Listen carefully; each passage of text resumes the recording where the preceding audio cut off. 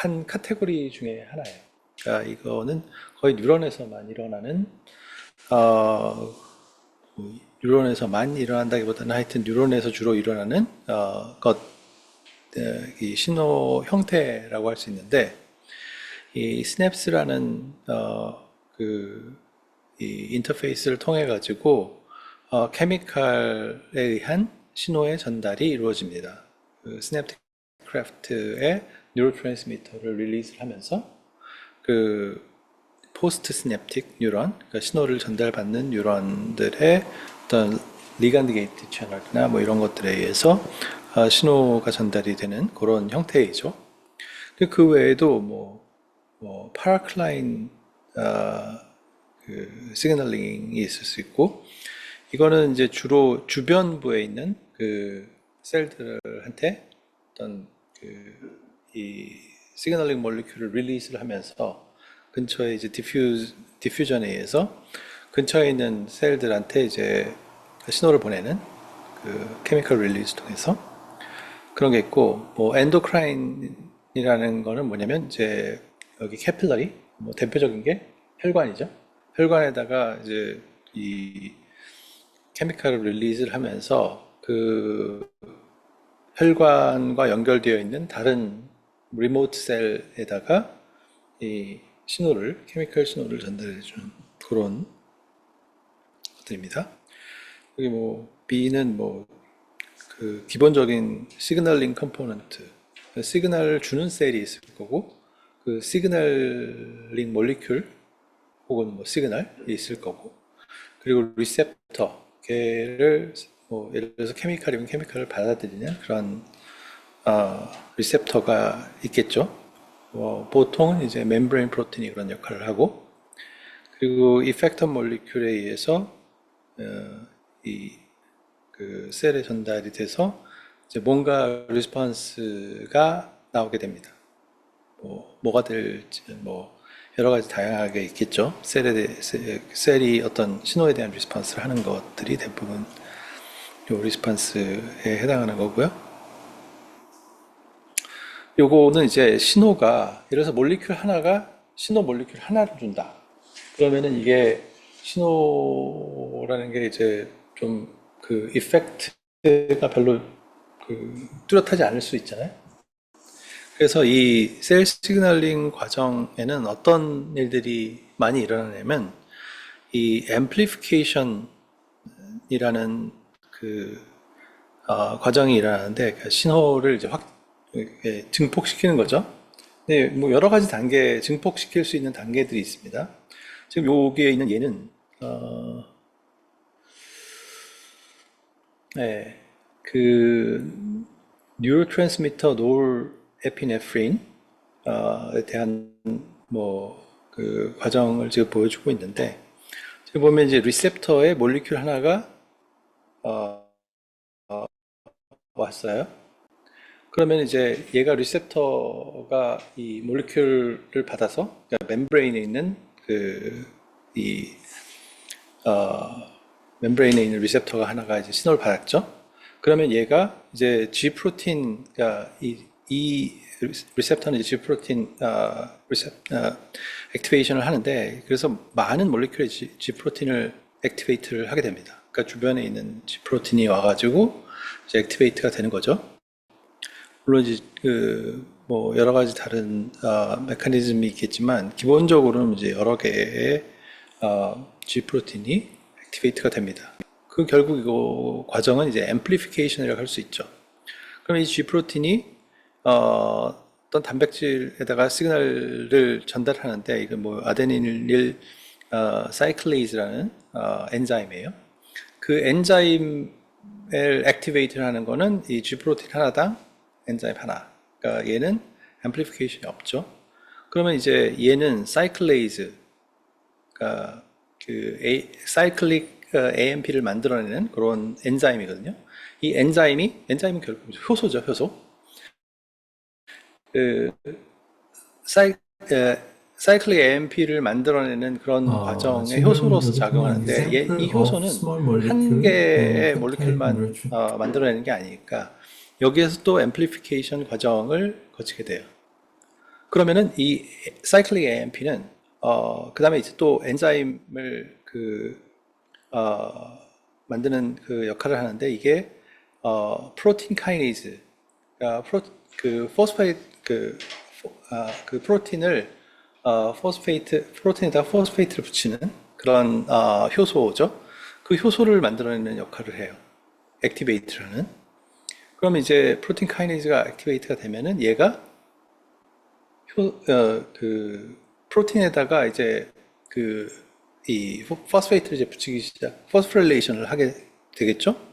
그러면은 이제 그 포스페이트 트랜스퍼 투 타겟 프로틴, 그러니까 특정 프로틴이 이제 포스포릴레이트가 된단 말이에요. 그거는 프로틴 카이네이즈가 한 개의 몰리큘을 하는 게 아니라 뭐 여러 개를 이렇게 할 수도 있으니까 이 엔자이믹 액션이죠. 지금 여기 보면 얘도 엔자이믹 액션, 얘도 엔자이믹 액션. 그러니까 엔자이믹 액션은 당연히 이제 앰플리피케이션을 동반을 하고, 그러니까 지금 여기서 보면은 뭐 앰플리파이를 하는 과정, 그렇지 않은 과정, 그런 것들이 이제 여러 단계로 섞여 있는데 결국은 이제 이 하나의 몰리큘이 굉장히 많은 수의 타겟 프로틴을 포스포릴레이트를 한다는 것을 보여주고 있습니다.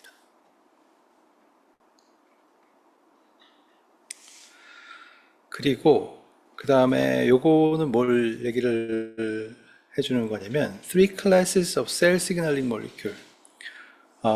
셀 시그널링을 이제 하는 그 세 개의 그 클래스를 보여주고 있는데 하나는 셀 임퍼미언트 몰리큘, 그러니까 셀을 통과하지 않는 몰리큘. 상당히 많은 몰리큘들이 이 카테고리에 들어가죠. 우리가 지난 시간에 배웠던 많은 뉴로트랜스미터들이 여기에 해당합니다. 그래서 이렇게 베시클 안에 갇혀 있다가 얘가 이제 엑소사이토시스에 의해서 릴리즈가 되죠. 그 멤브레인 퓨전에 의해서 릴리즈가 되고, 얘네들이 이제 릴리즈가 되면 그 다음에 트랜스 멤브레인 리셉터, 요 특정 몰리큘에 대한 리셉터에 바인딩을 하면서 시그널링을 하게 됩니다. 얘가 뭐 리간드 게이티드 채널, 아이언 채널일 수도 있고, 아니면 뭐 G 프로틴 커플 리셉터일 수도 있고, 그래서 이제 시그널링을 하게 되고요. B번은 셀 퍼미어블 몰리큘, 셀 퍼미언트 몰리큘, 셀을 통과하는 몰리큘이었어요.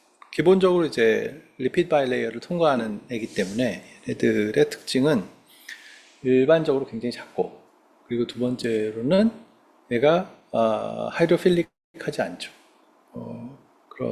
하이드로필릭한 작은 몰리큘은 통과를 못하죠.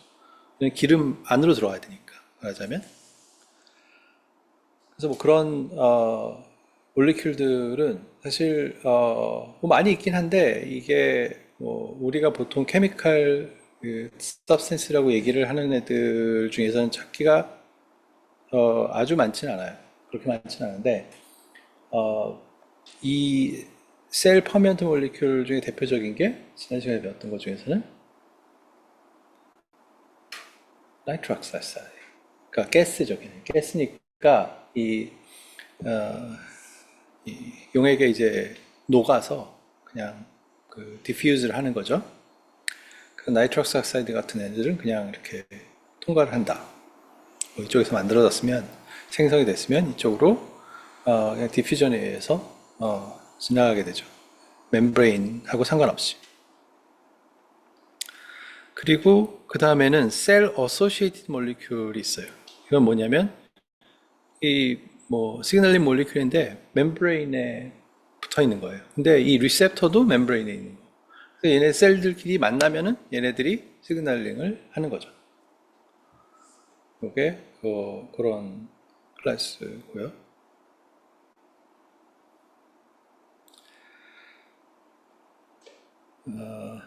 지금 요거는 이제 categories of cellular receptors, 그러니까 셀룰러 리셉터의 뭐 여러 가지 카테고리를 보여주고 있는데, 이 A번은 채널 링크드 리셉터, 그러니까 아이언 채널, 뭐 아니면 뭐 다른 뭐 채널일 수도 있지만, 뭐 주로 우리가 다루는 거는 이제 아이언 채널이죠.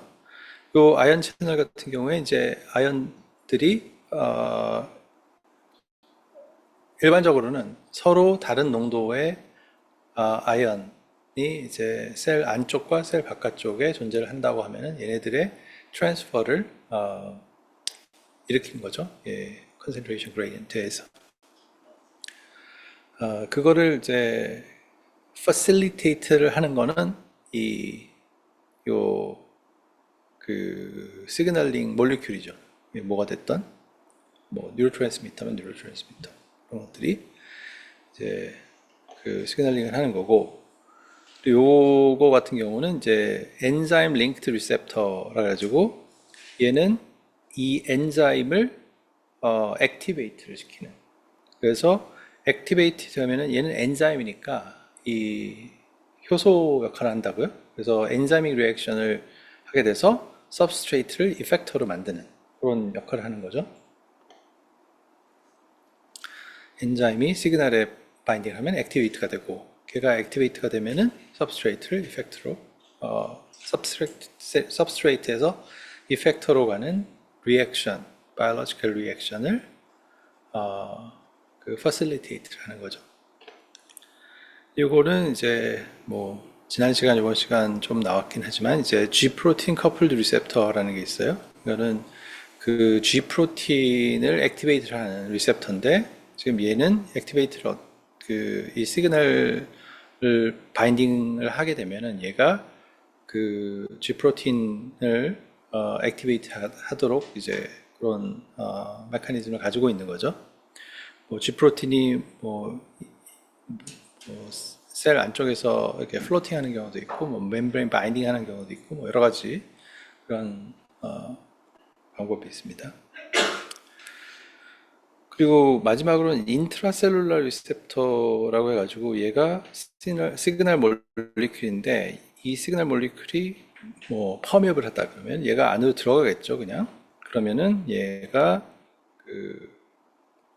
이 내부에 있는 그 셀 내부에 그 사이토솔 안에 그 플로팅 하고 있는 리셉터에 의해서 이 안에 리셉터가 이제 액티베이트가 되는 그런 메커니즘을 가지고 말하고 있습니다. 예. 그리고 요거는 types of GTP binding protein이라고 되어 있고요. 요거는 지금 두 가지의 클래스가 있는데, 하나는 헤테로다이머릭 G 프로틴이라는 게 있고 모노머릭 G 프로틴이라는 게 있는데, 헤테로다이머릭 G 프로틴은 이제 요게 그 헤테로트라이머릭 그러니까 알파, 베타, 감마 서로 다른 세 개의 이 도메인을 가지고 있는 그런 G 프로틴이고, 결국 이제 G 프로틴은 그러니까 GTP 어소시에이티드 프로틴이니까 얘가 GTP가 GTP가 되면서 GDP가 이제 GTP가 되면서 이제 액티베이트가 돼서 얘가 다시 GTP가 되면서 이 이펙터 프로틴, 이게 뭐요? 이 경우에는 이제 멤브레인 프로틴에 을 액티베이트를 하고, 그 다음에 얘가 다시 이제 이 G 프로틴으로 다시 돌아오는 그런 과정을 통해서 이제 액티베이트가 되는 요 이펙터 프로틴을 액티베이트하는 그런 과정을 가지고 있습니다. 그리고 모노메릭 G 프로틴 같은 경우에는 지금 요걸 얘기를 하는 거죠. 라스 경우에 GTP가 되면서 액티베이트가 되고, 다시 요게 인액티브 하게 되면서 이게 포스페이트 떨어져 나가고 뭐 이런 역할을 하는데, 요게 요 리셉터에서 이제 어댑터 프로틴이라는 애가 있고, 뭐 GF라는 애가 있고, 얘가 엔자이믹 리액션을 하죠. 이 라스라는 프로틴을 액티베이트를 하고, 거기에 의해서 뭐 시그널링을 하게 되는 포스페이트를 쪽으로 트랜스퍼를 하는 그런 그 갭 프로틴을 레귤레이트하는 그런 과정에 의해서 시그널을 전달하는 그런 두 가지의 G 프로틴 커플드 메커니즘을 보여주고 있습니다. 그리고 요거는 이제 실제로 우리가 지난 시간에 봤던 여러 가지 뉴로트랜스미터에 대한 이 G 프로틴 반응을 보고 있습니다. 얘는 이제 노르에피네프린의 경우, 이거는 얘를 아까도 봤었죠. 아데니릴 사이클레이즈, 그 다음에 사이클릭 AMP, 그 다음에 프로틴 카이네이즈, 그 다음에 얘가 포스포릴레이션을 하는 그런 캐스케이드 과정에 의해서 신호가 전달이 되고요. 앰플리피케이션이 되고, 그리고 글루타메이트는 사실 뭐 아이언 채널, 그러니까 글루타메이트 바인딩 프로틴 같은 애들이 이제 아이언 채널들이 있어요. 리간드 게이트 채널들. 근데 요거는 이제 G 프로틴 바인딩 프로틴의 경우이고요. 이 경우에는 이제 뭐 포스폴리페이즈 C, 그리고 뭐 그다음에 두 개의 패스웨이가 있는데 뭐 이런 경로로 가는 경우도 있고 이런 경우로 가는 경우. 요거는 이제 프로틴 카이네이즈 C를 통한 경로고, 요거는 이제 칼슘 시그널링의 경우입니다. 그래서 결국은 이제 increase protein phosphorylation and activate calcium binding proteins. 이게 칼슘 바인딩 프로틴을 액티베이트 하는 수도 있고, 아니면 프로틴 포스포릴레이션 하는 수도 있고, 그리고 타겟 액션은 이 두 가지 패스웨이에 따라서. 그리고 마지막으로 이제 도파민의 경우, 도파민 이 리셉터가 이렇게 있고, G프로틴 커플드 리셉터가 있고, 이 G프로틴에 의해서 뭐 이 노르에피네프린하고 비교를 해보면 지금 아데닐린 사이클레이즈, CAMP, 프로티케이네이즈 A 다 똑같은데 요거는 시그널링이 반대 방향, 그러니까 리듀스를 하는 방향이에요. 그래서 계속 이제 시그널을 리듀스를 하는 방향. 그래서 decrease protein phosphorylation, 그러니까 프로틴 포스포릴레이션을 줄이는 방향으로 가죠. 결국은 이게 바로 앞에 단에서 프로틴 카이네이즈를 줄이는 방향으로 가기 때문에 이런 일이 벌어지는 거고요. 네. 이게 뭐 전부는 아니지만 뭐 대표적인 패스웨이를 G 프로틴 커플드 리셉터하고 관련된 이제 패스웨이를 보여주고 있는 거고요. 예. 그리고 요거는 이제 세컨드 메신저라는 애가 있어요. 그러니까 이 신호를 직접 주는 게 아니라 간접적으로 이제 주는 경우에 세컨더리한 시그널링 미디에이터라고 할 수 있죠. 이 중간에 보면은 이제 패스웨이가 이렇게 있을 때 중간에 뭐 칼슘이 나오는 경우도 있고 뭐 사이클릭 AMP가 나오는 경우도 그런 경우가 있었죠. 그리고 IP3도 중간에 이제 요 앞에서 보면은 이런 세컨더리 메신저들이 있습니다. 그리고 사이클릭 GMP도 있고, 다이아킬, 뭐 글라이세롤 뭐 이런 애도 있는데, 뭐 하여튼 이런 다양한 애가 있어요. 많이 보이는 애는 이제 사이클릭 AMP하고 칼슘 아주 대표적인 애고, IP3도 자주 보이게 됩니다.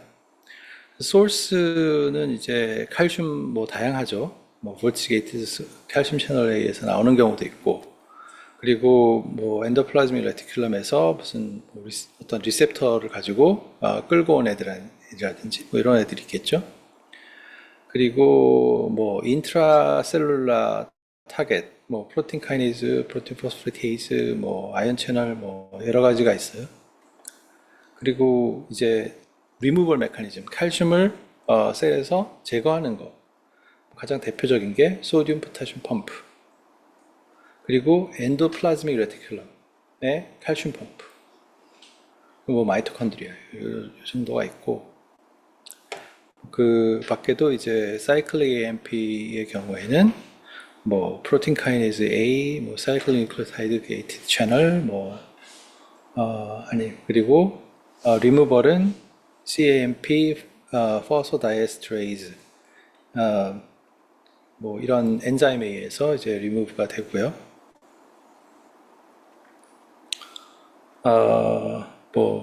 이 GMP는 G가 구안인이기 때문에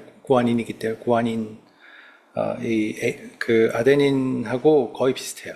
아데닐릴 사이클레이즈, 구아닐릴 사이클레이즈, 그리고 프로테인 카이네이즈 A, 프로테인 카이네이즈 G, 그 거울처럼 거의 똑같죠.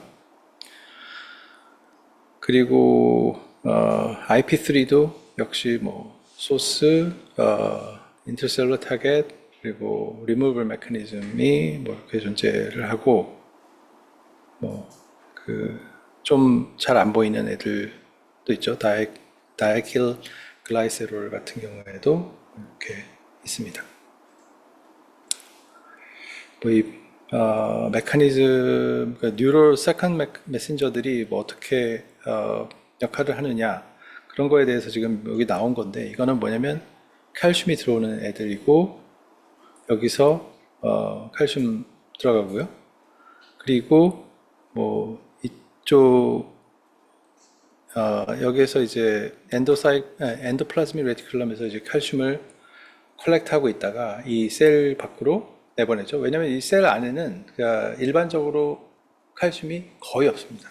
그러니까 마이크로몰 수준의 칼슘밖에 없기 때문에 얘네들이 안에 들어오면 어떻게 해서든지 밖으로 내보내야 돼요. 뭐 밖으로 내보내는 대표적인 게 이제 칼슘, 포타슘 소듐, 칼슘 익스체인저 뭐 이런 애들인데, 이런 애들 칼슘 펌프도 있고, 이런 애들이 지금 뭐 다 못 가져간다기보다는 이쪽 패스웨이도 있고, 이 엔도플라즈믹 레티큘럼, 이 세포 소기관이죠. 그 안에 스토어를 하기도 하고, 마이토콘드리아 속에 들어가기도 하죠. 뭐 그 메커니즘은 뭐 여러 가지, 뭐 IP3 리셉터, 뭐 기타 등등 요 앞에 나와 있는 그런 그 것들을 요 그림에서 볼 수가 있습니다. 이쪽은 이제 칼슘이 올라가는 방향, 그러니까 엔도플라즈믹 레티큘럼에서 내보내는 경우고, 요거는 이제 엔도플라즈믹 레티큘럼으로 콜렉트가 되는 경우죠. 이쪽 마이토콘드리아도 역시 이제 칼슘이 들어가는, 결국 칼슘 레벨을 줄이는, 셀포 그 내부의 칼슘 레벨을 줄이는 방향으로 이렇게 진행을 하게 됩니다.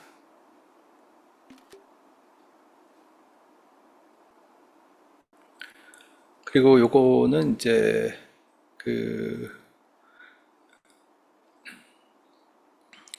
이 protein involved in the delivery calcium, 그 다음에 요거는 C는 mechanism for producing the degradation of cyclic nucleotide.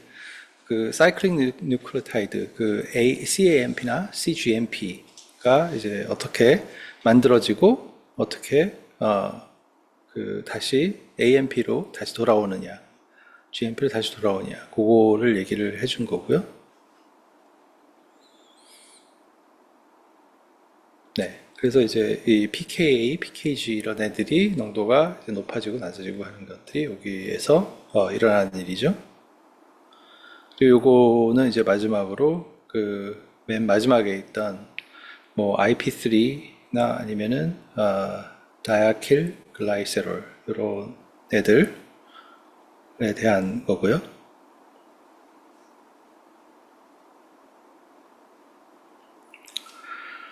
그리고 그 다음에 이제 regulation of cellular protein by phosphorylation. 뭐 이거는 그 phosphorylation에 의해서 시그널링을 하는 거는 이제 그 생물학 시간에 많이 나오는 얘기인데, 결국 이제 이 프로틴이 액티베이트 될 때 대표적인 방식 중에 하나가 이제 포스포리레이션이죠.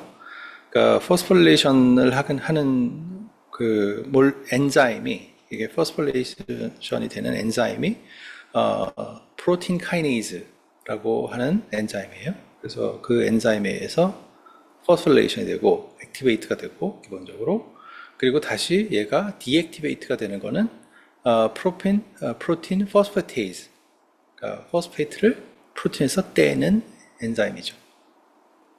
근데 이제 요런 애들을 액티베이트하는 요 엔자임들을 액티베이트를 하는 애들이 결국은 이제 세컨더리 메신저가 이제 액팅을 하면서 여기에 요거를 이제 레귤레이트를 하는 거예요. 그러니까 어떤 셀 안에 있는 어떤 프로틴을 액티베이트하고 디액티베이트하고, 액티베이트 하는 양들이 얼마나 많고 뭐 디액티베이트 된 양이 얼마나 많고 이런 것들을 레귤레이트를 하는 게 이런 메커니즘에 의해서 프로틴 카이네이즈하고 프로틴 포스파테이즈에 의한 그 액티베이션, 디액티베이션을 조절하는 거죠.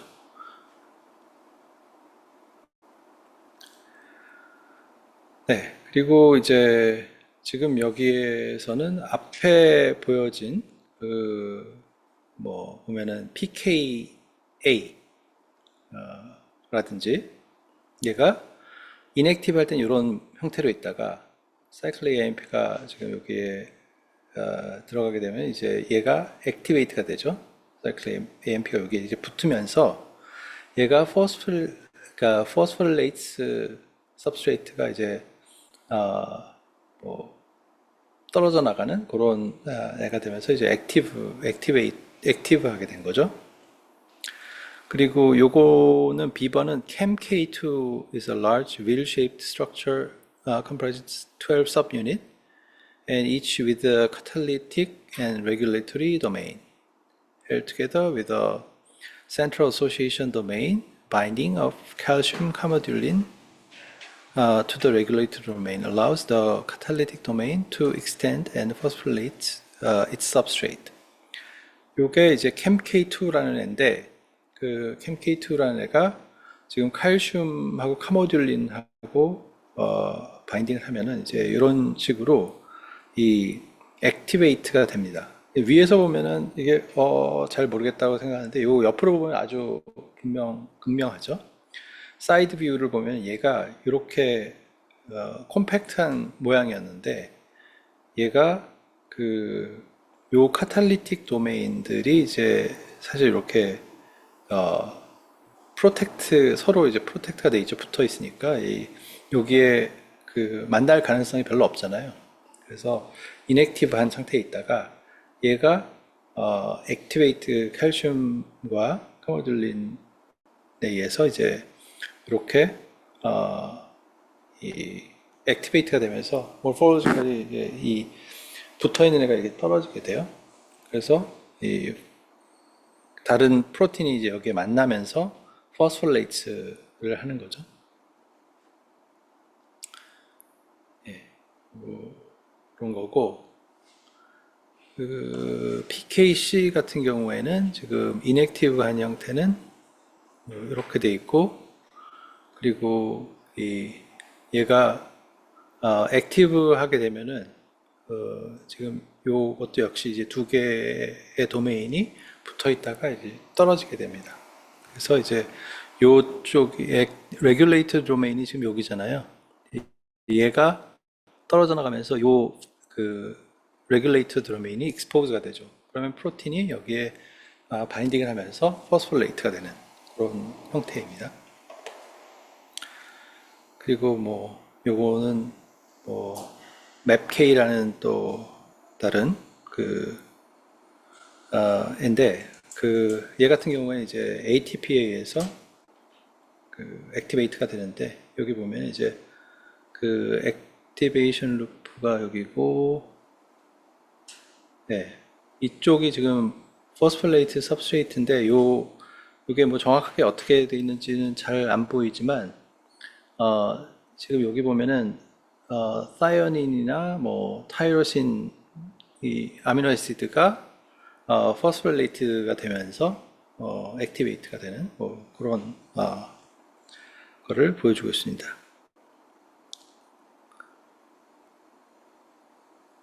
네.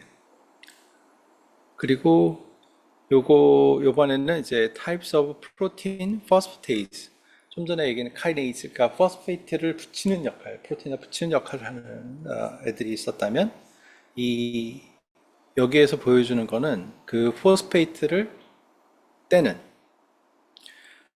그러니까 디포스피릴레이트 सब스트레이트, 그러니까 포스페이트를 떼는 부분이라는 거죠. 뭐 레귤레이터 섭 유닛이 있고 카탈리틱 섭 유닛이 있는데 이런 형태로 돼 있고, 그리고 뭐 지금 얘가 PP1, 뭐 PP2A라는 애가 있고, 뭐, 네, 뭐 이런 식으로 생겼고, 결국 이제 요 PP2B는 이제 그 변화된 모습을 보여주고 있는데, 인액티브 할 경우에는 지금 이런 형태를 가지고 있어요.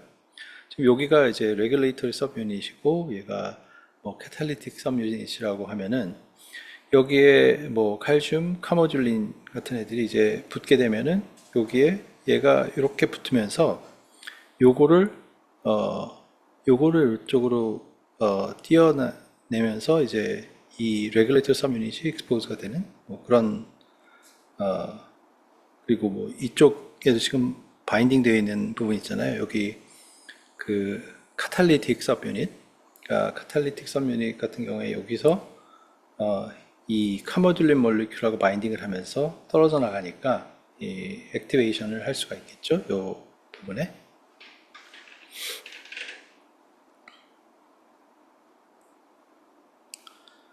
네. 그리고 요거는 갑자기 왜 또 이 DNA와 RNA에 대한 얘기가 나오나 라고 얘기를 할 수 있는데, 이건 뭐냐면 이제 시그널링을 통해 가지고 결국 뭐 프로틴 같은 걸 만들어낸다 할 때 그런 거를 이제 트리거를 할 수가 있잖아요, 시그널이. 그리고 실제로 그런 일들이 많이 일어나요. 예를 들어서 어떤 게 있냐면 그 이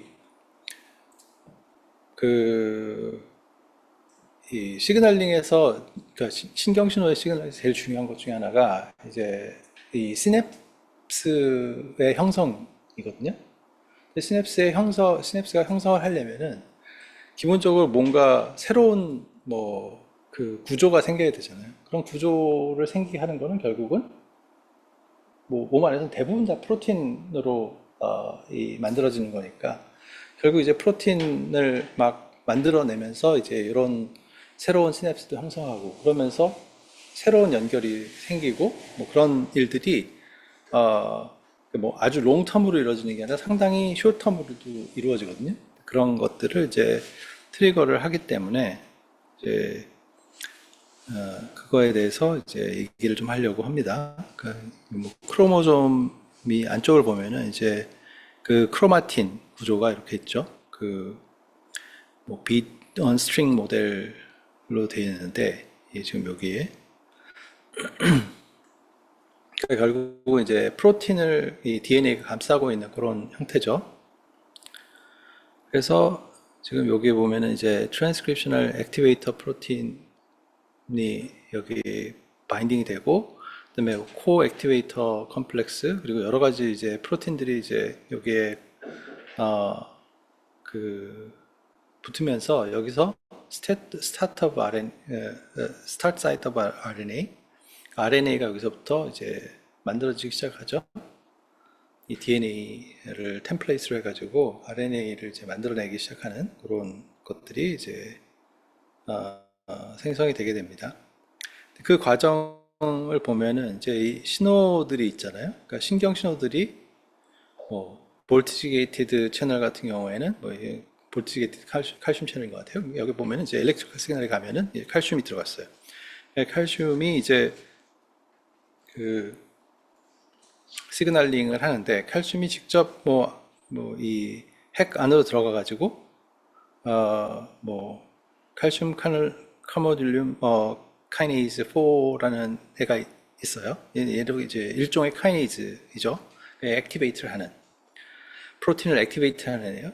얘가 결국 이제 여기에 어떤 프로틴을 이제 액티베이트를 하면서 이 DNA에서 이제 뭐 RNA 폴리머레이즈 통해서 메신저 RNA를 만들어내고 메신저 RNA 템플레이트를 가지고 이제 프로틴을 만들어내고 그러면 이 시그널에 의해서 뭐 이런 패스웨이로 갈 수도 있고 뭐 G 프로틴 커플드 리셉터의 시그널에 의해서 지금 요 아데닐릴 사이클레이즈 CAMP 프로틴 카이네이즈 A 이렇게 가지고 이 얘를 액티베이트를 할 수도 있고 또 뭐 리셉터인데 뭐 타이로신 카이네이즈라는 리셉터가 있으면은 얘가 이제 뭐 액티베이트가 되면 이제 그 세컨더리 메신저를 그 몰리큘을 만들고 그 다음에 얘도 이제 뭐 맵K라는 단백질 시그널링 단백질을 이제 만들어서 얘가 들어가 가지고 이제 액티베이트를 해서 요 메신저 RNA를 만들어내는 그런 시그널링을 한다. 그래서 결국은 이제 뭐 이 엔자임 어떤 반응을 일으키는 애들을 만들거나 아니면 구조적인 프로틴, 스트럭처럴 프로틴을 만들거나 뭐 아이언 채널을 만들 수도 있고 그러니까 아이언 채널을 만들었다는 거는 이제 얘의 그 이 커넥션, 스트렝스를 높이는 데 역할을 할 수 있죠. 그러니까 아이언 채널이 많으면은 동일 아이언에 대해서 퍼메빌리티가 늘어날 거 아니에요. 그러니까 걔네들이 더 센시티브 해줄 수 있죠. 그래가지고 결국은 이제 시냅스를 굉장히 강하게 만드는 그런 역할을 할 수도 있는 거죠. 뭐 그런 역할을 할 수도 있고.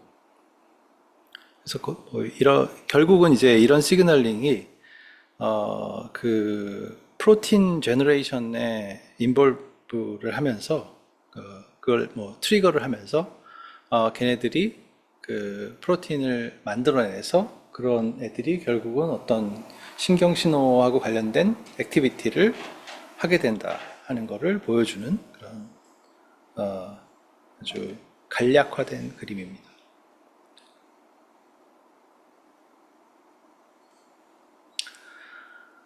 그리고 mechanism of action of NGF. NGF bind to the high affinity tyrosine kinase receptor. 그러니까 뭐 NGF 다이머라는 애가 들어가가지고 타이로신 카이네이즈 리셉터를 에 바인딩을 하는 거예요. 여기에 TRKA. 그 다음에 얘가 액티베이트가 되면은 이제 뭐 신호를 전달을 하게 되는데 지금 여기서 보면 이제 세 개의 패스웨이를 보여주고 있어요. 뭐 PI3 카이네이즈 패스웨이라는 게 있고 그리고 RAS 패스웨이라는 게 있고요.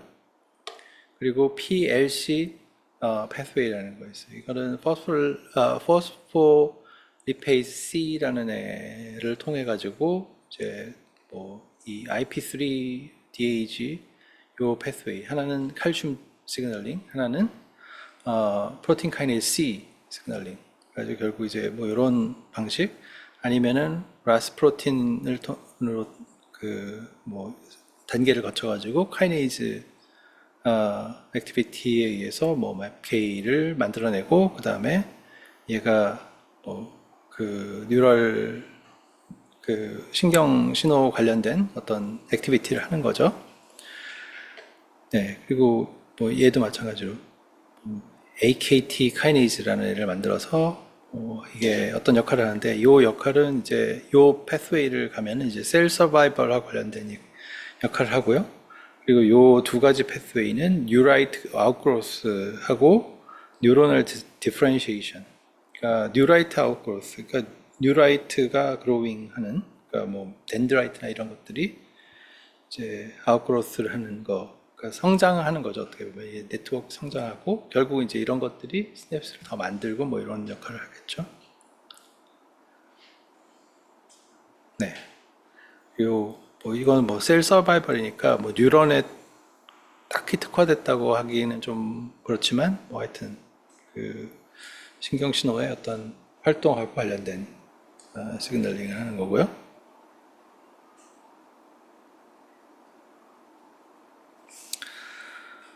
그리고 요거는 signaling at cerebella parallel fiber synapses during long-term synaptic depression. 이거는 좀 나중에 나올 것 같긴 한데 세르벨라의 패러렐 파이버가 패러렐 파이버 구조가 있어요. 이, 이 세르벨라 소뇌죠, 소뇌 그 피질 거기에 있는 그리고 여기 대표적인 셀들 좀 형태적으로 좀 특이한 셀들도 많이 있는데 이게 결국 이제 패러렐 파이버하고 라는 구조가 있는데 그 구조에 있는 시냅스가 결국 이제 에서의 시냅스 액션을 보여주고 있는데 얘가 뭐하고 관련이냐면 long-term synaptic depression 이라는 거하고 관련이 있어요. 그 synaptic depression이라는 건 뭐냐면 synaptic potentiation하고 반대가 되는 말이에요. 그러니까 이거는 시냅스가 있는데 디프레스가 됐다. 이 시냅스가 강해지면은 포스냅틱 뉴런을 이제 디프레스를 하는 거죠. 그러니까 얘의 액티비티를 억압하는. 반대는 이제 그 롱텀 포텐시에이션이라고 하는데 포텐시에이션은 뭐냐면 액티베이트라는 시냅스가 강해지는 더 적은 시그널로 더 많은 리스폰스를 가져오는 그러니까 말하자면 이제 그 포스냅틱 셀들이 여러 개의 인풋을 다 더해가지고 이렇게 아웃풋을 내는데 이 아웃풋에 말하자면 웨이팅 팩터를 높여주는 거예요. 그 디프레션은 얘가 그 이니비션을 하는 거를 더 높여주는 거고 그런 정도로 생각하면 되고요.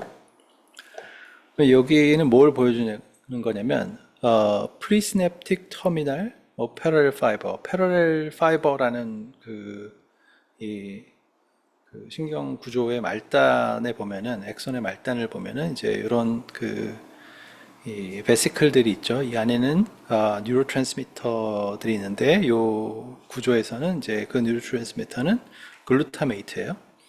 글루타메이트가 이제 여기에 신경 신호가 이제 액션 포텐셜이 오면은 이제 이 베시클이 퓨전을 하게 되고 그러면 베시클에 있는 이 뉴로트랜스미터가 릴리즈가 됩니다.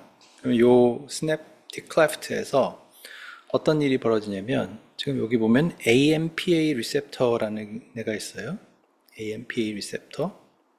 나중에 또 나오기는 할 텐데 하여튼 AMPA 리셉터가 글루타메이트 게이티드 그 아이언 채널이에요. 그래서 바깥쪽에 농도가 높은 소듐이 이제 그 안쪽으로 포스냅틱 뉴런의 안쪽으로 이제 들어오게 됩니다. 네. 그리고 아까 잘못 얘기한 거 하나 있다. 디프레션의 경우에 신호를 줄이는 거, 네거티브 신호를 늘리는 게 아니라 그 포지티브 신호를 줄이는 거예요. 그거 좀 그거는 이제 나중에 보면은 어떤 방식에 의해서 줄어드는지가 보이는데 그러면 지금 여기 파렐 파이버가 액티베이트 AMP하고 뭐 M 글루타메이 리셉터죠. 그러니까 요 멤브레인 리셉터가 있는데 얘도 이제 그 액티베이트를 해요. 그러나 얘는 이제 PLC 패스웨이에서 요 포스폴리파이드 C를 액티베이트를 하고 그다음에 뭐 IP3 뭐 세컨더리 메신저에 의해서 IP3 리셉터가 이제 여기서 열리면은 요 엔도플라즈믹 레티큘럼 안에 컬렉트가 돼 있던 칼슘이 릴리즈가 됩니다. 그러면 이 칼슘 시그널에 의해서 뭐 PKC가 액티베이트가 되고 이 PKC가 액티베이트가 되면은 지금 여기에 액팅을 하는데 지금 long-term depression result from fewer AMPA receptor. 그러니까 이 AMPA 리셉터를 이 시냅틱 클레프트로부터 리무브를 하는 그런 액션을 하게 돼요.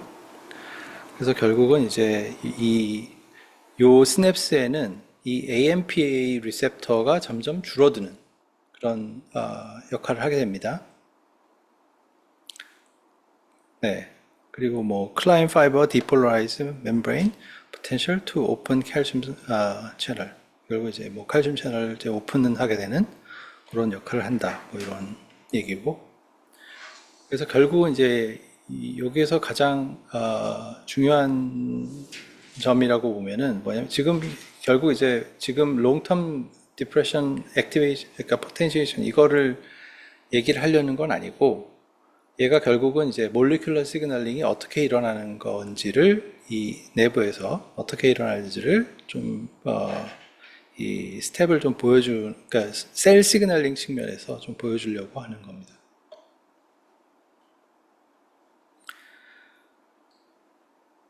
네, 요거는 regulation of tyrosine hydroxylase by protein phosphorylation. 프로틴 포스포레이션에서 타이로신 하이드록실레이스가 레귤레이트가 되는 거를 보여주는 건데, 요거는 지금 요게 지금 프리시냅틱 뉴런의 이제 엔드 터미널이죠. 여기에 액션 포텐셜이 들어오게 되면 칼슘 채널이 열리죠. 볼티지 게이트 칼슘 채널. 그럼 칼슘이 이쪽으로 안쪽으로 들어오게 되고, 그러면 이제 프로틴 카이네이즈를 액티베이트를 하고요. 그러면 타이로신 하이드록실레이즈 포스폴레이티드, 얘가 포스폴레이트, 프로틴 카이네이즈 원래 하는 게 포스폴레이트 하는 거니까, 그럼 포스폴레이트가 되면서 이제 얘가 액티베이트가 되는 거죠. 그럼 이 액티베이트 되는 요 타이로신 하이드록실레이즈가 뭐를 하느냐 하면은 이 얘를 만드는 거, increase in 카테콜라민 synthesis, 이 카테콜라민들의 생성을 액티베이트를 하는 거죠. 그러면 얘네들이 많이 생기고, 그러면은 여기에 이제 베시클에 이 베시클이 많이 생기겠죠. 그리고 나서 뭐 이제 퓨전이 되면은 얘가 이제 신호가 릴리즈가 되면서 뭐 increase in post-synaptic response, 그 synaptic response가 일어나는 그런 그 과정을 보여주고 있습니다. 혹시 여기까지 그냥 빨리 지나왔는데 질문 있어요? 질문 없어? 질문이 없으면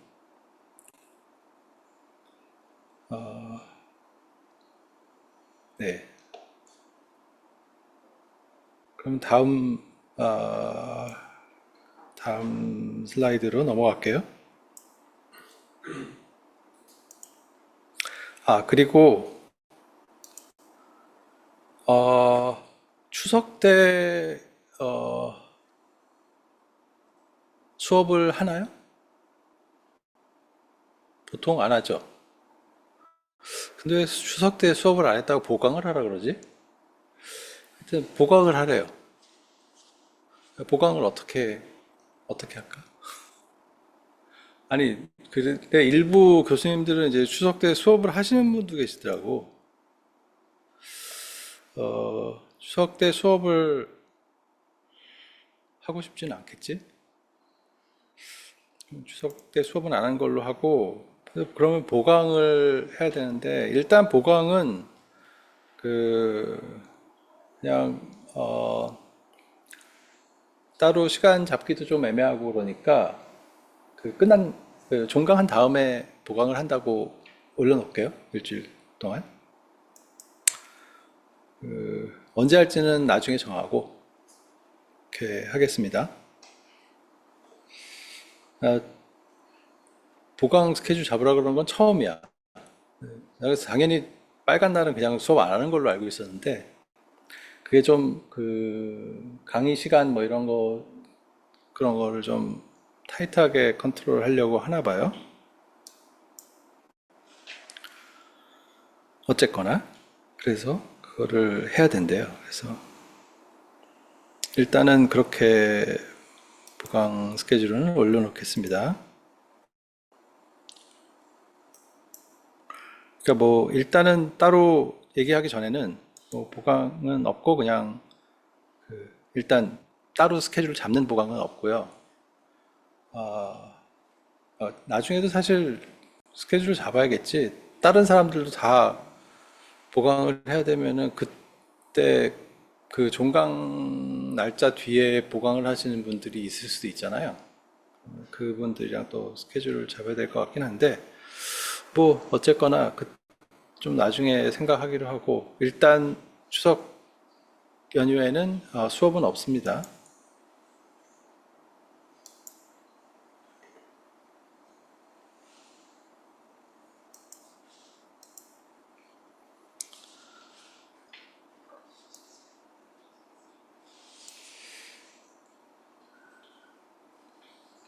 네. 자, 이번 슬라이드의 토픽은 지난번 사실 뭐 뉴럴 트랜스미터도 그렇고 이제 그냥 일반적인 뭐 뉴럴 시그널 관련된 어떤 시그널링에 대한 얘기를 좀 했는데 근데 이게 먼저 나온 이유가 사실은 요거를 설명하기 위해서 그런 것 같아요. 제가 보기에는. 그러니까 시냅틱 플라스티시티. 이게 뭐냐면 그 플라스틱시티가 뭔지 알죠? 가소성이라고 그래요. 이게 가소성이라는 게 뭐냐면 어떤 변형이 왔을 때 이 변형이 되돌아가지 않는 거죠.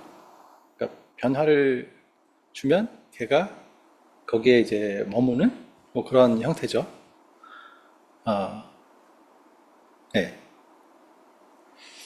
그 그런 이제 가소성하고 관련된 거를 이제 설명하기 위해서는 이제 시그널링 패스웨이나 뭐 이런 것들 그리고 그게 왜 프로틴 제너레이션, DNA, RNA 뭐 이런 그를 통한 어, 프로틴 제너레이션하고 관련이 되는지를 어, 설명해 주는 게 이제 이 시냅틱 플라스티시티하고 관련된 거예요. 네. 여기 보면은 이제 forms of short-term synaptic plasticity, short-term. 그러니까 이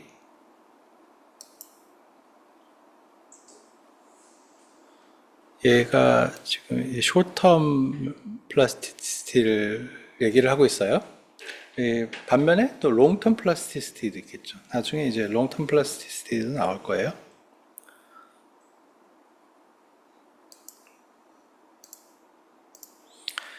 자, 그러면 지금 A라는 건 뭐냐면 facilitation, facilitation, facility, facilitation, facilitation at the squeeze giant synapse. 그러니까 이 synapse에서 보통 이제 presynaptic membrane potential, 이 시냅스가 있어요. 근데 그 시냅스의 전단에 있는 신호를 주는 어, 이 셀의 멤브레인 포텐셜을 봤더니 얘가 물론 이제 뭐 여기 자극을 줘서 이제 이런 신호가 나올 수도 있고요. 그래서 지금 이 신호가 이렇게 오고 그다음에 이렇게 왔어요. 이런 식으로. 근데 포스트 시냅틱 멤브레인 포텐셜을 봤더니 그러니까 이 신호에 의해서 이 멤브레인 포텐셜이 변하는 것을 본 거예요. 이 봤더니 얘가 요거는 뭐 이 앞에서 이제 시그널을 뭐 스티뮬레이션 해서 이런 결과가 일어나는지 뭔지 잘 모르겠는데 결국 신호가 여기 보니까 얘는 지금 요거를 보면은 아직은 이제 트레시홀드 넘은 건 아니에요. 그러니까 얘는 sub threshold response죠. sub threshold response인데 sub threshold response가 액션 포텐셜 하나에 대해서 사실은 똑같이 나와야겠죠. 그죠? 근데 얘를 보니까 첫 번째 거보다 두 번째 게 더 높게 나왔다는 거예요. 그러니까 이거를 뭐라고 얘기하냐면 facilitation, 그러니까 facilitate가 된 거라고 얘기를 한 거죠. 그러니까 이 시냅스가 더 강해졌다? 뭐 이런 식으로 얘기를 할 수 있을 거예요. 그러면 amount of facilitation을 interval between stimuli, 그러니까 스티뮬레이션을 얼마나 짧게 가져가느냐에 따라서 이 facilitation이 더 높아지는 거죠. 그래서 아주 가까이 가면은 이제 굉장히 많이 가져가고 커지고, 그 다음에 이게 이 액션 포텐셜과 액션 포텐셜 사이 간격이 멀어지면 이 퍼실리테이션이 적어지는 그런 거를 이제 보여주고 있는 거예요. 그건 이제 short term plasticity라고 얘기를 할 수 있고, 이 short term plasticity 같은 경우에는 이제 뭔가 이 액션 포텐셜이 이렇게 와가지고 얘가 뭐 그 폴라리제이션, 이 앞에 있는 어떤 액션 포텐셜의 영향이 완전히 없어지기 전에 그 다음 포텐셜이 왔기 때문에 이런 현상이 일어났다라고 보면 돼요. 그러니까 앞에 있는 애 때문에 뒤에 있는 애가 좀 그 스레이홀드가 좀 낮아졌다라고 얘기를 할 수 있을 거예요.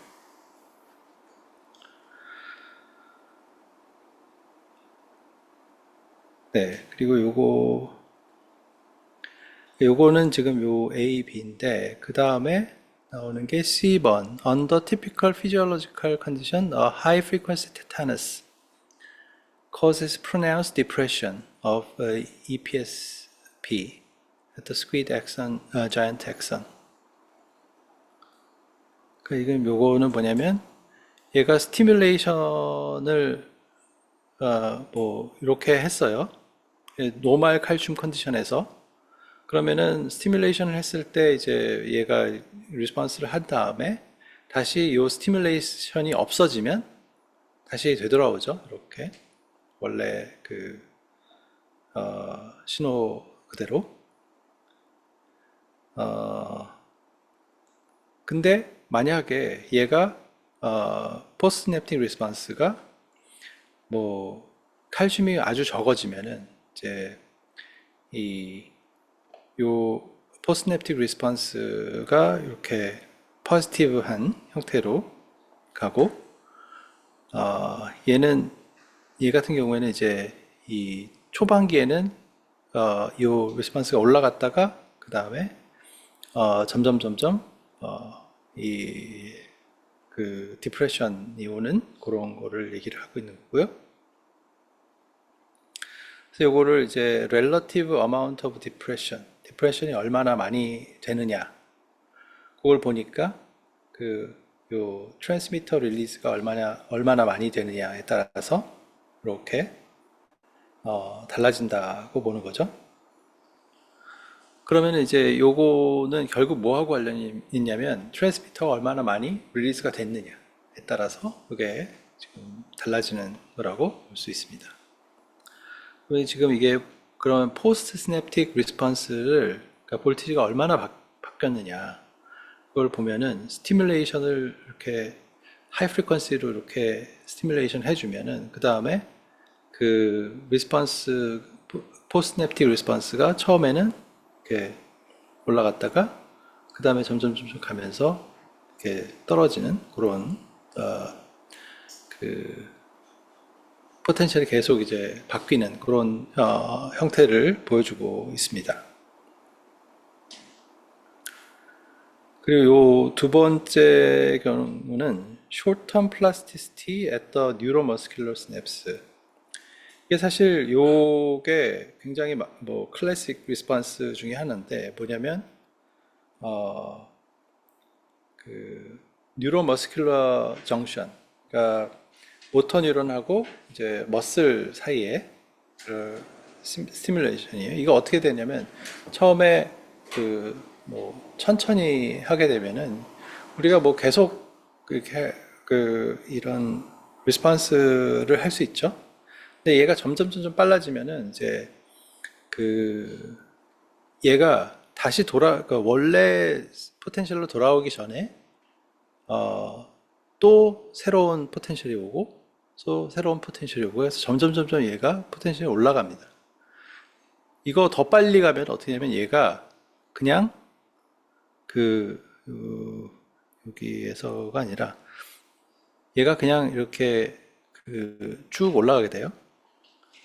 이런 뉴런 머스큘러 정션의 특성을 보면은 지금 여기서는 이렇게 계속 빠른 하이 프리퀀시 스티뮬레이션이 오고 그 다음에 한참 있다가 그 싱글 리스폰스를 봤어요. 싱글 리스폰스 30초 다음에 싱글 리스폰스를 보면 이렇게 그 리스폰스가 오는데 그러면 이제 여기 요걸 보면은 relative amount of transmitter release 그러니까 트랜스미터가 얼마나 릴리즈가 되느냐를 봤을 때 지금 facilitation 그럼 augmentation이 오고 그 다음에 depression 그럼 potentiation 좀 내려갔다가 다시 potentiation이 올라가는 현상 이런 현상이 온다는 거죠.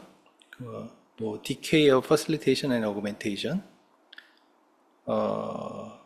그리고 뭐 post tetanic potentiation 그러니까 테타닉 리스폰스 다음에 그 다음에 오는 이 싱글 펄스에 대한 이제 포텐시에이션을 보여주고 있는 겁니다. 그래서 이 B번은 이제 dynamic change in transmitter release caused by interplay of several forms of short-term plasticity, facilitation and augmentation of the EPP occurs at the beginning of the stimulus train and are followed by a pronounced depression of EPP. 디프레션이 한참 일어나다가 그 다음에 이 스티뮬레이션이 딱 여기서 끝나게 되면은 이제 얘가 결국은 퍼실리테이션과 어그멘테이션 다 디케이를 하고 그리고 decay of depression 그 다음에 post-tanic potentiation 이런 현상이 일어난다는 거를 지금 그 뉴로머스큘러 정션에서 보여주고 있습니다. 그림에서 각각이 이제 어떻게 영향을 주는지를 지금 보여주고 있는 거죠. 왜냐하면 일반적으로 똑같은 포텐시에이션이 일어났다 그러면은 여기서 계속 갈 때 이게 줄어들진 않겠죠. 계속 스티뮬레이션 하고 있으니까 얘가 계속 올라가든지 그래야 되는데 그렇지 않다는 거는 결국 이제 디프레션이 일어난다는 것을 보여주는 거고요. 그리고 이제 포스텐테닉 포텐시에이션에 의해서 이 계속적인 스티뮬레이션 다음에 한참 있다가 스티뮬레이션 해주면은 얘가 지금 여기서 보면 제일 첫 번째의 포텐시에이션보다 훨씬 더 큰 포텐시에이션을 가져옴을 볼 수 있습니다.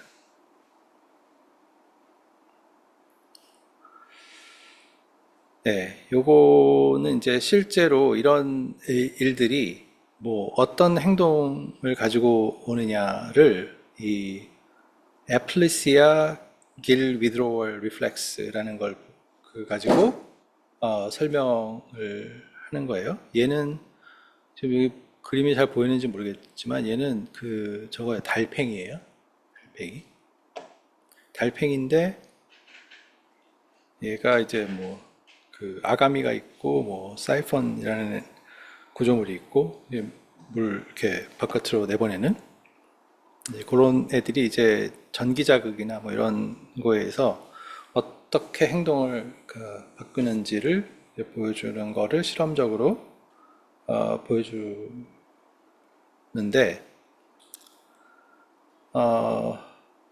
네, 요거부터는 다음 시간에 할게요. 다음 시간은 그리고 저걸로 합니다. 줌으로 하게 돼요. 줌으로 하는데 시작 시간을 1시 반 시작하는 걸로. 그래서 한 12시 45분 정도에 끝날 겁니다. 제가 3시부터 본부 회의가 있어가지고 조금 이렇게 조정을 했으면 좋겠어요. 뭐 혹시 또 질문 없으면 이걸로 마치겠습니다.